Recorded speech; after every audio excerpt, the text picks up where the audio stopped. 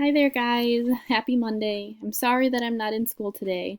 I'm going to be at a bunch of meetings today, and I'll be at a bunch of meetings tomorrow, which is why I'm not going to be there. I'll be back on Wednesday, though, to see you. What I'd like for you to do right now is you should have a couple things out in front of you. At this point, hopefully the sub has passed out your notes, which are going to go along with this presentation. You're also going to need a pencil, and then obviously you need your headphones so that you can listen to this presentation. Go ahead and take a minute to make sure you have all these things in front of you, and then we can go ahead and go through our presentation. Okay, great. We should have everything we need. So here's what we want to do next. Make sure you have your notes laid out right in front of you as you're watching this. You're going to be answering questions on your Edpuzzle, but while you're answering these questions on your Edpuzzle, I want you to make sure that you're also filling out your notes, okay? And that's really important.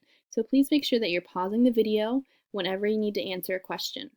Now, when you look at your notes, this is what they look like, okay? So you should have your Middle Colonies Prezi notes in front of you.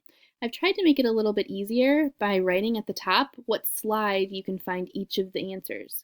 So when we go through the presentation, just make sure you're staying in tune with what slide you're on so that you can fill in your questions. So we know here by looking at our notes, our first question is going to say, what states make up the Middle Colonies? Now, you may have this knowledge already without even looking at our presentation because we've gone over this, but we'll go ahead and take a look. So when we take a look at our Middle Colonies here, we have 4 main colonies. We should hopefully all know this because of our quiz that we took on Friday. Your first is going to be New York, then Pennsylvania, then New Jersey, and Delaware. For the presentation today, we're going to be going about and learning more about the history of these colonies. Okay, so kind of how they came to be and how they really formed. So right now in your notes, you need to write down these 4 colonies. These are the ones that make up the Middle Colonies. Go ahead and pause the presentation now. That way you can get these filled in for me.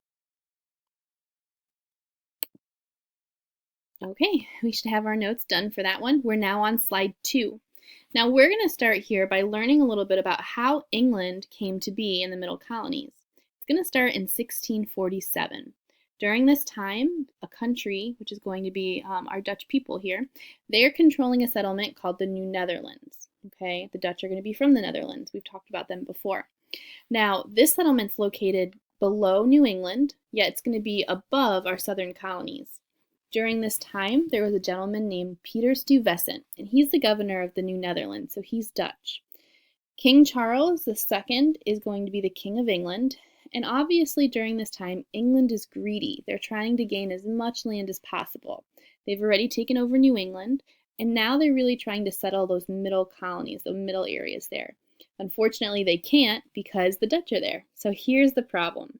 King Charles II needs to figure out how are they going to get this land. Okay, Peter Stuyvesant's there. He has all of his people there, and they're settled. Let's find out. Before we do, let's take a look at your notes, though. On your notes, we're on slide 2, settling the Middle Colonies. Go ahead and take this time to go through and either rewatch or pause this video. That way you can pause on this screen to get your notes figured out. Okay, so do that now. All right, we should hopefully have our notes done now for that page. So here's what King Charles II's plan is. He has a brother named James. James is actually the Duke of York during this time, and King Charles tells his brother, hey, if you conquer New Netherlands, then I will let you have it. So it sounds pretty appealing to James. He likes that idea. He says, oh, cool. I can actually have this colony if I go and beat Peter Stuyvesant and conquer the Dutch. I can do that. So in 1664, English warships are going to arrive along the harbor of the New Netherlands. James is arriving. He wants to take over this land. The Dutch governor, Peter Stuyvesant, he's going to be urging the New Netherlands settlers to fight and protect their colony against the British. Here's the problem, though. Although Peter Stuyvesant is trying to get his people to rally and fight against the English, his people know that they're outnumbered.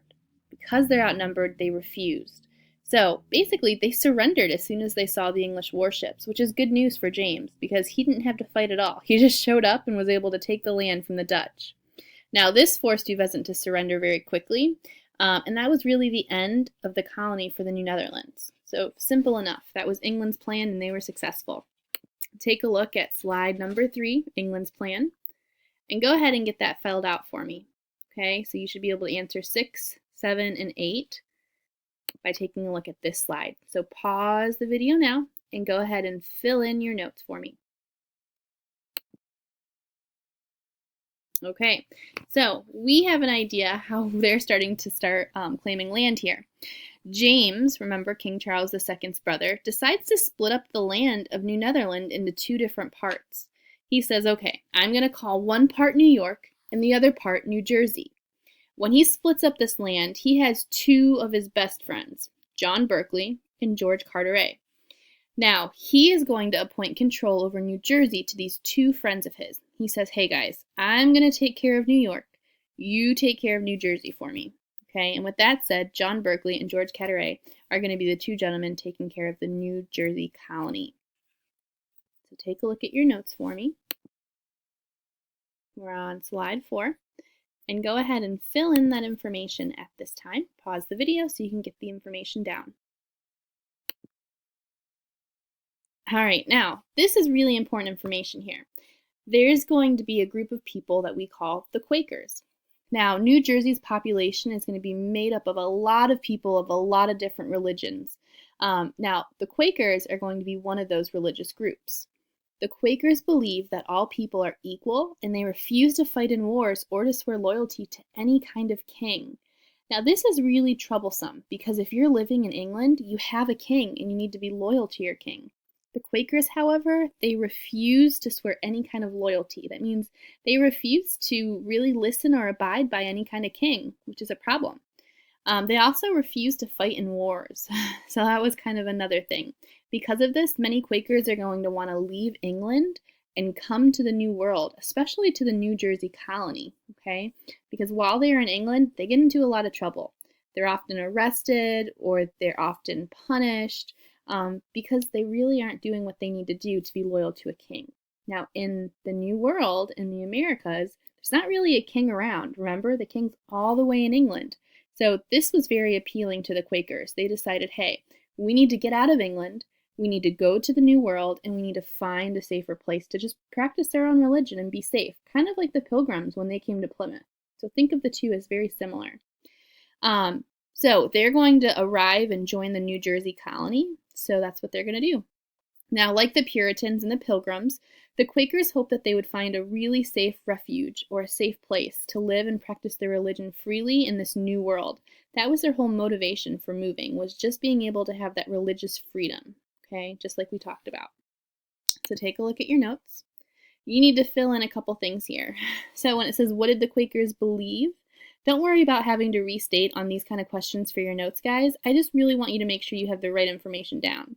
So go ahead and take a look at our slide. Pause the video now and get those notes filled in for me. All right, now we've talked about the origin of New Jersey. We've talked slightly about the origin of New York. So now let's talk about how Pennsylvania came to be. Pennsylvania is one of the oldest states, and really it's going to act as a capital for many, many years before we eventually end up having Washington, D.C. So the middle colonies are different from the New England colonies because oftentimes settlers came from different backgrounds and different religions. Now, in New England, they were more focused on being merchants and artisans and making money and trading. Here in the New World, that's not going to be the case in the middle colonies. The middle colonies were really focused on religious freedom, okay, and they were really focused on that political change, as we mentioned and talked about last week. They cared about their government, and they really cared about not being ruled under a king. They wanted their own freedoms and their own belief systems. So, Pennsylvania began because King Charles II actually owed money to a Quaker, the father of a gentleman named William Penn. Now, we talked about William Penn briefly last week, but this week we're going to talk about him a little bit more. Now, rather than King Charles deciding to pay William Penn's dad back, he decides, hey, I have all this land that I just won because of my brother, and instead of paying this Quaker back, what I'll do is I'll just give him land. So instead of paying William Penn's dad back, he decides he's going to give him a charter. Another way of saying charter is it's just an approval to start a colony. So he says, hey, if you Quakers want to move to Pennsylvania, I'll let you live on that land. It's an approved idea allowing them to start their own colony. Now this made Penn the proprietor. Now another thing or way of thinking of proprietor is as an owner. Okay, so this made Penn the owner or proprietor of that colony. So coming into it, Pennsylvania was started by Quakers. They had that idea that this was going to be a religious settlement, all of Pennsylvania. So let's go ahead and take a look at our notes, the origin of Pennsylvania, and get those filled in for me now. Okay, it's going to go all the way up to question 20. So pause the video and go ahead and get your notes down for me. Now, kind of continuing with this, Penn decides to name this colony Pennsylvania. Obviously, his last name is Penn, right? So Pennsylvania, it kind of makes sense. Now, he also is going to become the proprietor of another colony called the Delaware Colony. So not only is William Penn's father going to be the proprietor or owner of Pennsylvania and that colony, he's also going to extend it a bit, and he's going to start Delaware. Penn, being a Quaker, wanted to make his colonies a place where people of all religions could live together peacefully. So just going back on that idea of religious freedom. In addition to this religious freedom, though, he also believed that the Native Americans should be treated fairly as well. Not all colonists believed this. Remember when we were talking about the proclamation? Not all the colonists were very considerate of the Native Americans. However, our Quakers and those living in Pennsylvania and Delaware, they were very conscientious of that, and they cared about the Native Americans and how they were treated. So they are very different from our other colonists. So go ahead and finish the rest of your notes for slide 7. Okay. Pause the video if you need to, don't forget. Okay, so we talked briefly about the frame of government of Pennsylvania, and this is a huge document for so many reasons. So William Penn is going to be the author of the frame of government. It's going to be written in 1682. This book sets up a government for the colony. So kind of like how we have the Constitution and the Bill of Rights, this book essentially set up the whole government of Pennsylvania. Some of the rights and freedoms that it gave were the freedom of speech, the freedom of religion, and the right to trial by a jury. We still have all of these freedoms today in our own Bill of Rights and our own Constitution. So in 1682, think about how long ago that was. That's when this all started, and it started because of William Penn. Now, Delaware is going to be given similar rights. The middle colonies are going to still be a place that a lot of immigrants find appealing. And just to kind of review what that word means, an immigrant is a person who comes into a country to make a new home there. Okay, go ahead and pause the video here. That way you can get your notes done for this slide, okay? Now, diversity. Now, looking at my notes here, I don't have anything for this one, so just listen along because you never know if a question's going to show up for Edpuzzle. Now, when we talk about diversity, we're just kind of focusing on the idea that the middle colonies had a lot of people coming from all over. Now, including that are people from Africa. Some of these people are going to arrive as slaves, while others live and work as free people. So we have people coming from England, we have people coming from Africa. It's a very diverse area in the middle colonies, very different from New England. Now, during this time period, something's going to happen in the middle colonies, and it was a religious movement called the Great Awakening. Take a look at your notes for this one. I believe it's slide 10 for you.